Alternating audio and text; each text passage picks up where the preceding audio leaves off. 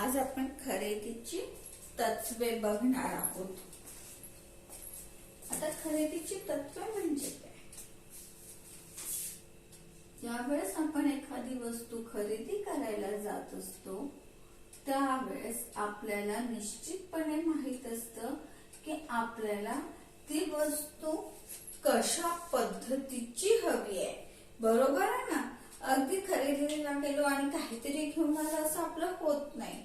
तर खरेदी करत असताना आपण अगदी साधा ड्रेस घ्यायला गेलो तरी आपल्याला माहित असतं आपल्याला कशा पद्धतीचा ड्रेस घ्यायचा आहे आणि आपण तो तशा पद्धतीचाच घेत असतो. ज्यावेळेस व्यवसायामध्ये कच्च्या मालाची खरेदी होत असते त्यावेळेस सुद्धा उत्पादकाला निश्चितपणे माहित असतं की त्याला कच्चा माल कुठल्या पद्धतीचा किंवा कशा प्रकारचा हवा आहे हे त्याला निश्चितपणे माहित असतं. मला एखादी वस्तू हवी आहे म्हणून मी ती जाऊन घेऊन आलो असं होत नाही. तर ज्यावेळेस उत्पादक कच्च्या मालाची खरेदी करत असतो त्याच्यावर त्याच्या संपूर्ण उत्पादनाचा खर्च अवलंबून असतो, उत्पादित मालाचा दर्जा अवलंबून असतो, त्याचा नफा अवलंबून असतो, बाजारपेठेतली त्याची प्रतिष्ठा त्याच्यावर निश्चित होत असते. अशा अनेक गोष्टी या कच्च्या मालाच्या खरेदीवर अवलंबून असतात. सगळ्यात महत्वाचं म्हणजे तुम्ही कुठल्या दर्जाचा किती कच्चा माल खरेदी करत आहे यावर तुमची गुंतवणूक अवलंबून असतं. त्यामुळे कच्च्या मालाची खरेदी करणं हे व्यावसायिकाच्या दृष्टीने किंवा उत्पादकाच्या दृष्टीने अत्यंत महत्वाचा असा एक प्रकार आहे. याच्यासाठी कच्च्या मालाच्या खरेदीसाठी कारखान्यामध्ये किंवा उत्पादकाकडे एक स्वतंत्र विभाग असतो आणि हा स्वतंत्र विभाग कच्च्या मालाची खरेदी करत असतोय. आता सगळ्यात आधी आपण बघूया की कच्च्या मालाची खरेदी करत असताना काय बघितलं पाहिजे. कच्च्या मालाची खरेदी करत असताना सगळ्यात पहिलं तत्व म्हणजे योग्य दर्जा.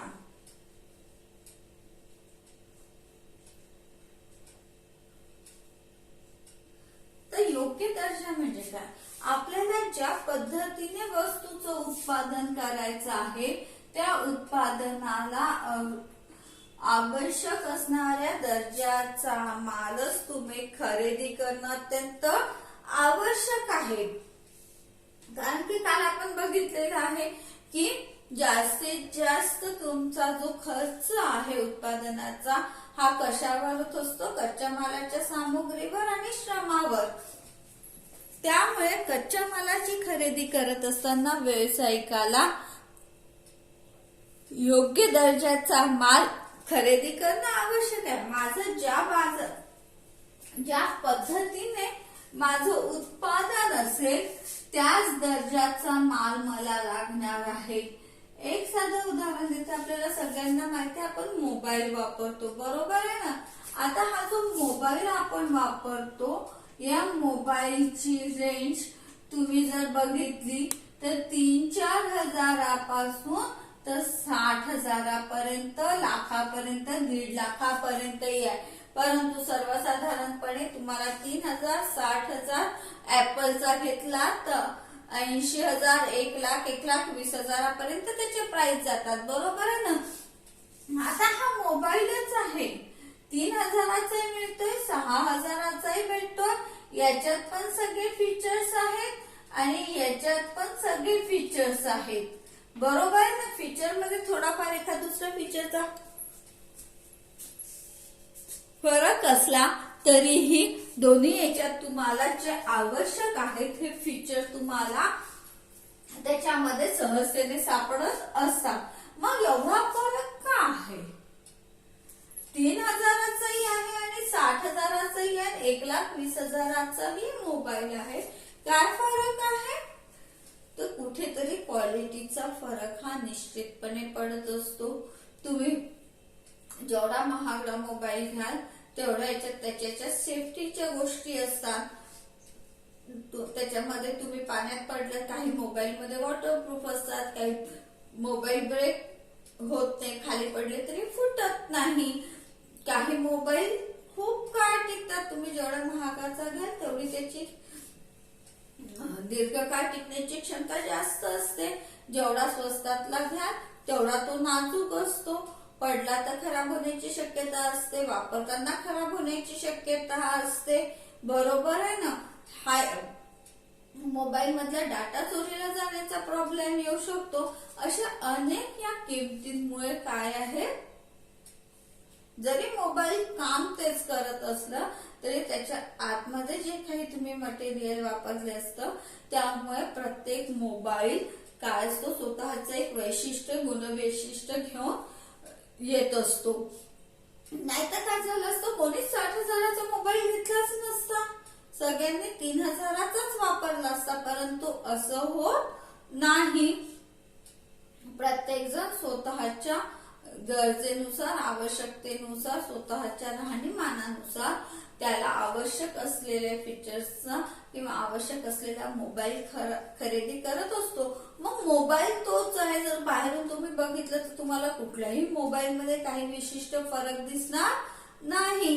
पण तरीही त्याचे प्राइस जे आहेत या वेगवेगळ्या आहेत, कारण की त्या मालाचा दर्जा, आपण त्याला काय म्हणतो, क्वालिटी आहे. बरोबर आहे ना. क्वालिटीचे पैसे द्यावे लागतात असं जेव्हा आपण म्हणतो तेव्हा ही जी त्या मालाची क्वालिटी असते ही कशावर अवलंबून असते, तुम्ही जो काही कच्चा माल वापरणार आहात त्याच्यावर त्या मालाची क्वालिटी अवलंबून असते.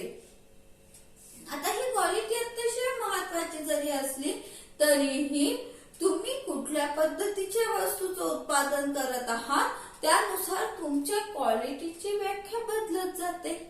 बरोबर आहे ना.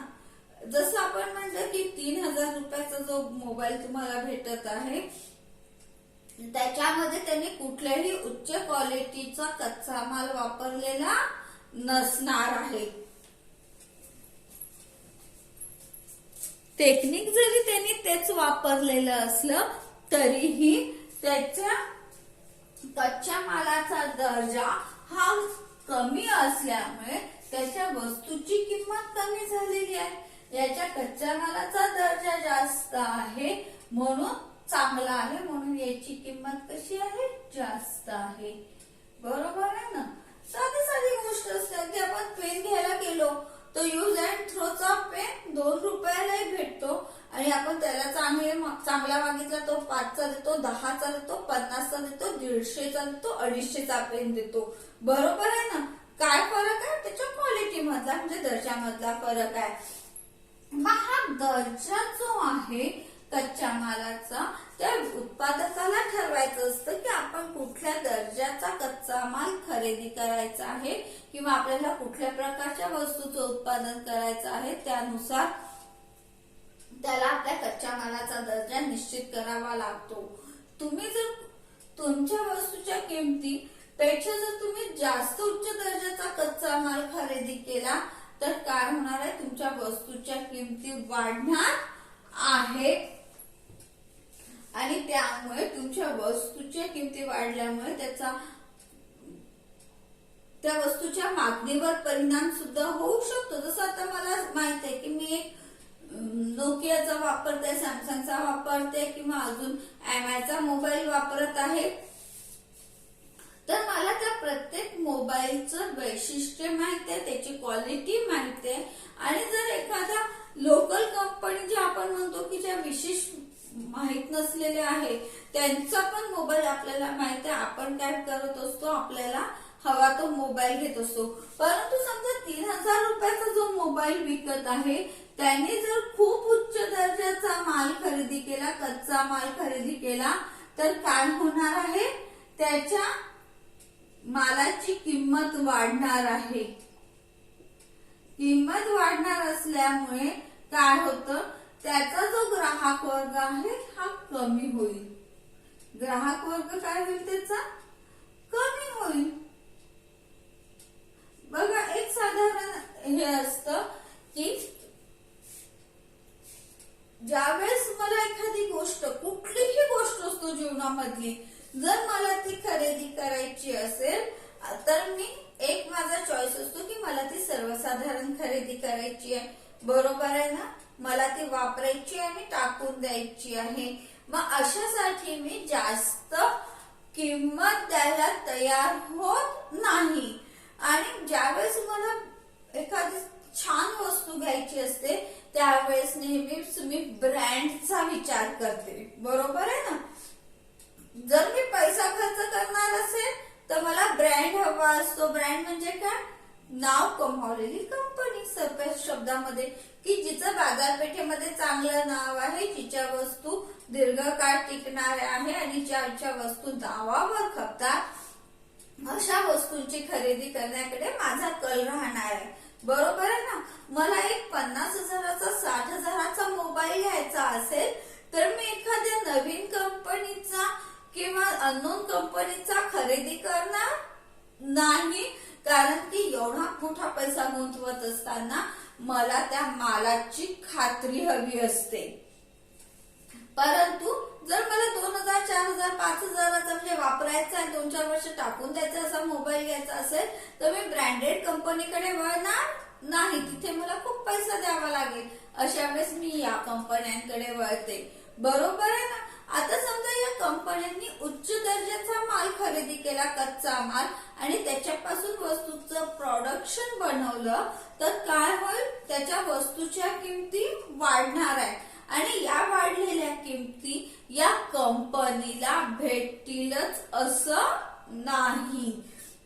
कारण की आपण बघितलंय ग्राहक वर्गाची जी विचार करण्याची शैली आहे किंवा विचारशक्ती आहे ही प्रत्येक वेळेस वेगवेगळ्या पातळ्यांवर काम करत असते. त्यामुळे या जर वस्तूच्या किमती वाढवायची असेल तर त्याला पहिल्यापासूनच ते मेंटेन करणं अत्यंत आवश्यक आहे. दुसरीकडे 60,000चा ज्याचा मोबाईल आहे त्यांनी समजा कमी दर्जाचा माल घेतला तर काय होईल? त्याच्या प्रोडक्शनची क्वालिटी खराब होईल आणि अशा वेळेस जर त्याचा मोबाईल लवकर खराब झाला किंवा काही झालं तर ग्राहक वर्ग नाराज होतो किंवा ग्राहक वर्गाचा त्याच्यावरचा विश्वास उडून जातो आणि ग्राहक वर्ग झपाट्याने कमी व्हायला सुरुवात होते. साधी गोष्ट आहे. समजा मी एक महागडा मोबाईल घेतलेला आहे, 25-30 हजाराचा, 50 हजाराचा, चांगल्या कंपनीचा घेतला, नोकिया, सॅमसंग किंवा एमआय वगैरे ज्या हायेस्ट कंपन्या आहेत, ऍपल वगैरे, अशा एखाद्या कंपनीचा मी छान मोबाईल घेतला, महागडा घेतला आणि काही दिवसातच तो मोबाईल, काही महिन्यात तो मोबाईल खराब झाला. माझी पहिली प्रतिक्रिया काय असते? एवढ्या महागड्या कंपनीचा घेऊन काय फायदा, बरोबर आहे ना. ज्यावेळेस मी पैसा मोजते आहे किंवा मी मालाची खरेदी करत आहे तर मी ज्या प्रमाणात खरेदीसाठी माझी क्रयशक्ती वापरत असते त्याच प्रमाणात मला रिटर्न्स हवे असतात, बरोबर आहे ना. म्हणून जर एखाद्या चांगल्या कंपनीने, नावाजलेल्या कंपनीने कमी दर्जाचा कच्चा माल वापरला तर लगेच त्याचा ग्राहक वर्ग कमी होण्याची शक्यता असते.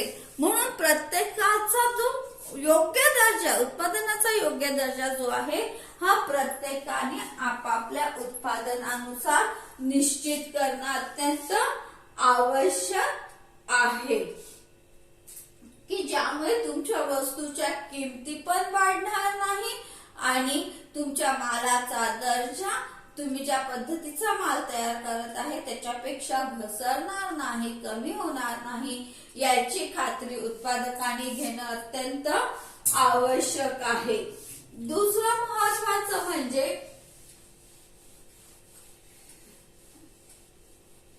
योग्य मात्रा. हा अतिशय महत्वाचा दुसऱ्या नंबरचा आहे की योग्य मात्रा. योग्य मात्रा म्हणजे काय? तुम्ही जो कच्चा माल खरेदी करत आहे हा किती प्रमाणात तुम्ही खरेदी करायला पाहिजे की तुम्हाला तो पूर्ण वर्षभर पुरणार आहे, कमी पडणार नाही, एवढ्या कच्च्या मालाची खरेदी करणं म्हणजे योग्य मात्रा होय. दुसऱ्या शब्दात असं म्हणता येईल की मला जर वर्षभरामध्ये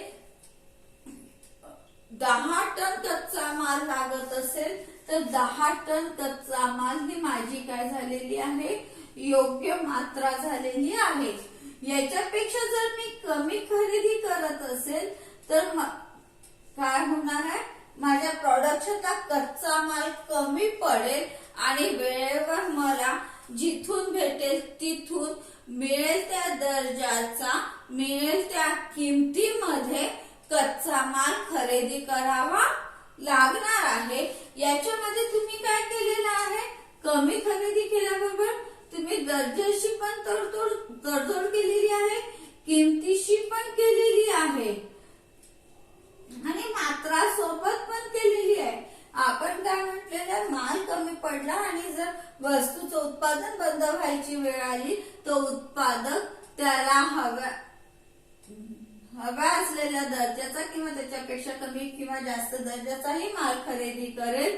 त्याची किंमत जास्तही द्यावी लागली तरीही तो देणार आहे आणि जिथून ज्या क्वांटिटीमध्ये वस्तू भेटणार आहे, ज्या मात्रेमध्ये वस्तू मिळत असेल तिथून त्याला ती घ्यावी लागणार आहे. कारण एकाच वेळेस त्याला एकाच ठिकाणी एवढ्या मोठ्या दर्जाचा कच्चा माल एवढ्या मोठ्या प्रमाणात मिळण्याची शक्यता कमी राहते.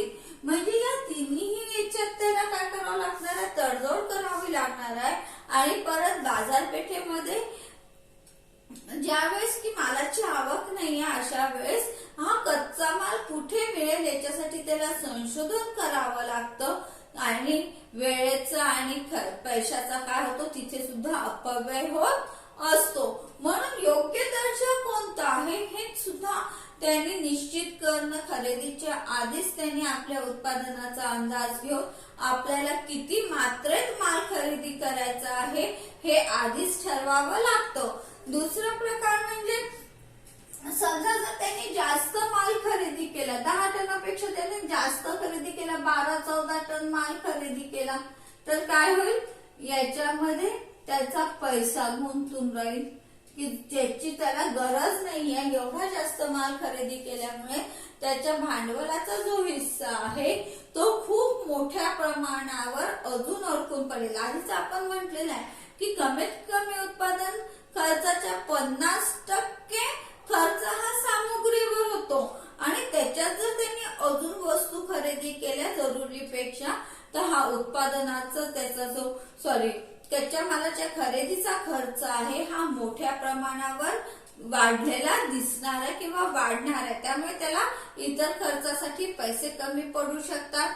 वस्तू जास्त खरेदी केल्याबरोबर त्याला गोडाऊनचा प्रॉब्लेम येणार आहे,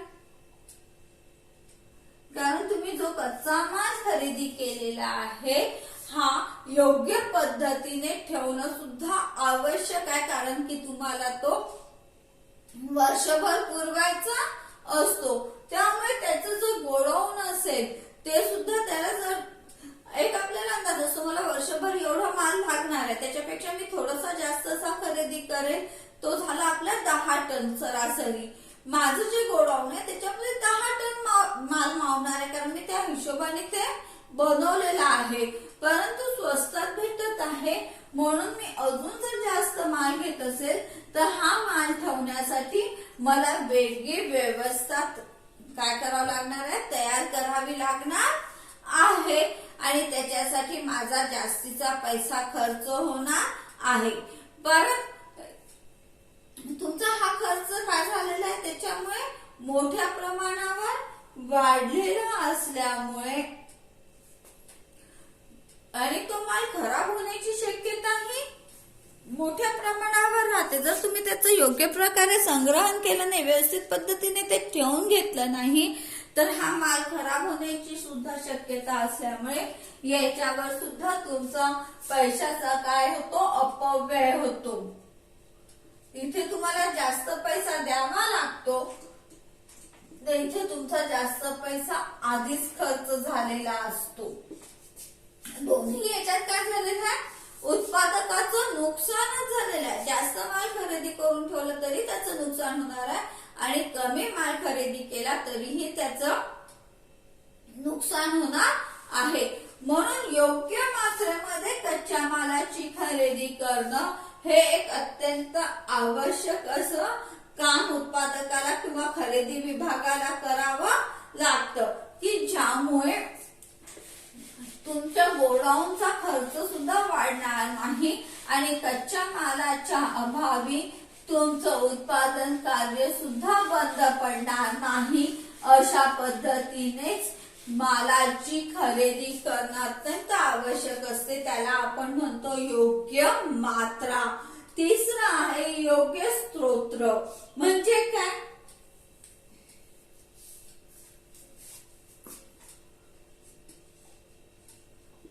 अर्थ काय?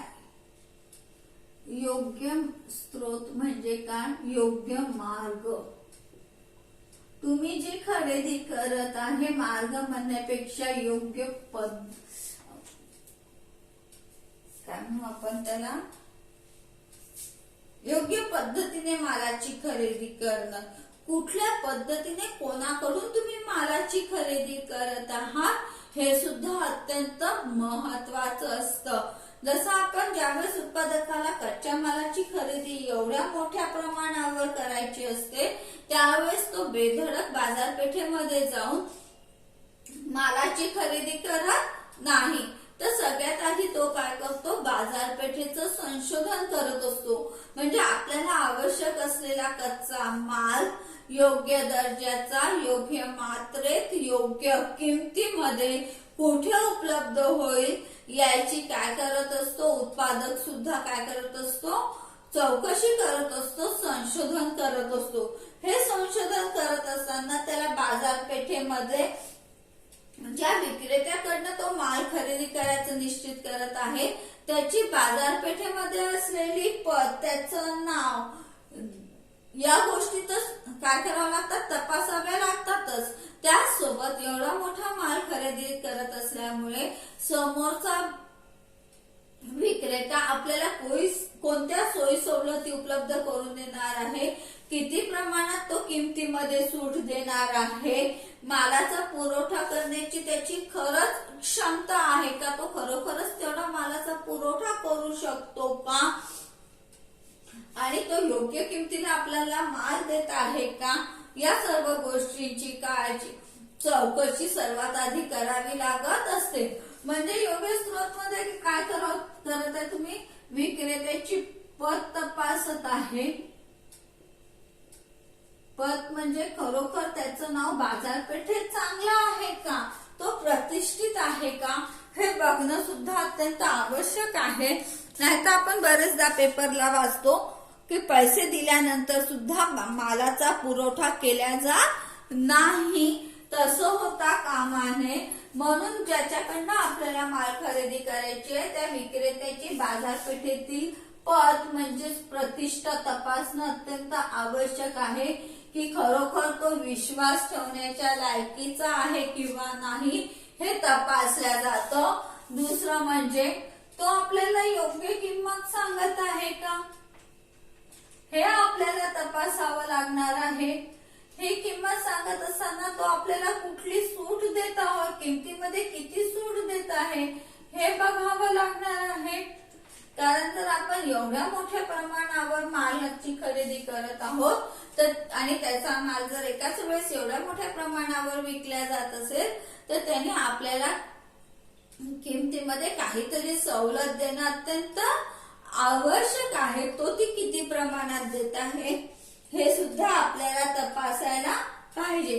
त्यासोबतच आपल्याला पाहिजे असलेल्या दर्जाचा माल तो खरोखरच आपल्याला पुरवू शकतो का, त्याची तेवढी क्षमता आहे का, कॅपॅसिटी आहे का माल पुरवण्याची, हे सुद्धा आपल्याला तपासून पाहणं अत्यंत आवश्यक आहे। नाहीतर पैसे दिल्यानंतर त्यांनी आपल्याला जर वेळोवेळ मालाचा पुरवठा केला नाही किंवा एकाच वेळेस व्यवस्थित पद्धतीने मालाचा पुरवठा केला नाही तर आपलं नुकसान होण्याची शक्यता असते। त्या म्हणून योग्य स्त्रोतासोबतच आपल्याला योग्य किंमत हा सुद्धा एक महत्वाचा मुद्दा आपल्याला काय करावा लागत असतो, विचारात घ्यावा लागत असतो। कारण की आपली मागणी किंवा आपली खरेदीची कॅपॅसिटी ही कशी आहे, खूप जास्त असते। त्यानंतर आहे योग्य वेळ। उत्पादन कार्यामध्ये पाचवा महत्वाचा मुद्दा आहे तो योग्य वेळ। उत्पादन कार्यात या वेळेला सुद्धा काय खूप महत्व असतं। ज्यावेळेस तुम्ही उत्पादनासाठी कच्ची सामुग्री खरेदी करत असते त्यावेळेस जर ती समोरच्याने तुम्हाला योग्य वेळेमध्ये जर ती उपलब्ध करून दिली नाही तर तुमच्या उत्पादन कार्यामध्ये खंड पडण्याची शक्यता असते. त्याचप्रमाणे ज्यावेळेस तुम्ही बाजारपेठेत संशोधन करत असता तेव्हा हे संशोधन करत असताना कोणत्या वेळेस ते करायला पाहिजे हे सुद्धा अत्यंत महत्वाचं आहे. कारण की समजा आपण असा एक विचार करूया की आपला कापूस निघत आहे आणि कापसाची वेळ आपण गृहीत धरूया की आता जसं नोव्हेंबर डिसेंबरला शेतातला कापूस बाजारपेठेत येतो असं समजू आपण. आणि जर आपण मार्च मध्ये बाजारपेठेचं संशोधन करायला गेलो तर ते जमणार नाही. आपल्याला काय करावं लागेल, ज्या वेळेस शेतमाल बाजारपेठेत मोठ्या प्रमाणावर विकायला येतो त्याच वेळेस आपल्याला चौकशी करून या मालाची खरेदी करणं आवश्यक आहे. म्हणजे ही कुठलीही खरेदी करत असताना योग्य वेळी ती खरेदी करणं जेवढं आवश्यक आहे तेवढंच योग्य वेळी त्या विक्रेत्याने आपल्याला मालाचा पुरवठा करणं देखील अत्यंत आवश्यक असतं. ही झाली आपली खरेदीची 5 तत्वे. बाकीचं आपण पुढच्या याच्यात बघू.